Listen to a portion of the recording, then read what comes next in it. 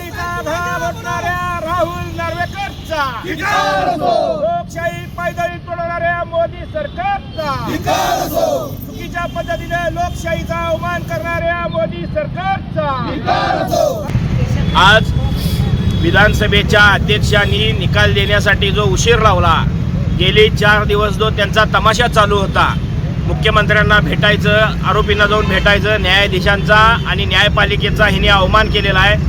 Supreme कोर्टानं जे मापदंड घालून दिले होते, सुप्रीम कोर्टाने जो व्हीप लागू केला होता, सुप्रीम कोर्टानं जो व्हीप डिसमिस केला होता, या चौकटीत बसून जो निर्णय या विधानसभा अध्यक्षांनी द्यायचा होता, त्या सुप्रीम कोर्टाच्या निर्णयाचं उल्लंघन करत, सुप्रीम कोर्टाच्या निकालाला केराची टोपली दाखवत, सुप्रीम कोर्टानं घालून दिलेले मापदंड ओलढत या राहुल नार्वेकरांनी आज पक्षपातीपणा केलेला आहे। आणि मोदी सरकारच्या दबावाखाली, केंद्र सरकारच्या दबावाखाली शिवसेना जी आज महाराष्ट्रात डोलाने उद्धवजींच्या नेतृत्वाखाली जी वाढते आहे, त्या शिवसेनेला कुठेतरी खेळ घालायची आणि ह्या शिवसेनेच्या कार्यकर्त्यांना फोडून, शिवसेना पक्ष फोडून जो उन्माद ह्या सरकारनं मांडलेला आहे, त्याच्या निषेधार्थ, या निर्णयाच्या निषेधार्थ आज आम्ही सांगली जिल्हा शिवसेनेच्या वतीनं निषेध केलेला आहे।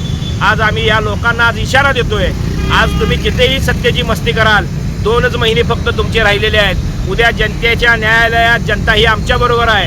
विविध चॅनलचे, विविध पेपरचे जे सर्वे आज जर तुम्ही बघितले तर 68 ते 69% सर्वे उद्धव ठाकरेंच्या बाजूनं जनतेमधून दिला जातोय। लोकांना कायदा समजत नाही असं नाही, लोकांना करावं लागलेली पार्सलिटी दिसत असं नाही, पण या झालेल्या निर्णयाचं पाप हे भाजपचं पाप आहे आणि हे पाप भाजपला येत्या निवडणुकीत भोगावं लागेल। पक्षप्रमुख आदेश देतील त्याप्रमाणे वेळप्रसंगी उग्र आंदोलनं करायला लागली तर सांगली जिल्हा हा अग्रेसर असेल महाराष्ट्रात आणि उद्धवजींच्या नेतृत्वावर आमचा विश्वास आहे। अखंडपणे शिवसैनिक उद्धवजींच्या पाठीशी आहे। असे कितीही जज नेमले जातील आणि चुकीच्या पद्धतीनं निर्णय दिले जातील, पण देवाच्या काठीत आवाज नसतो।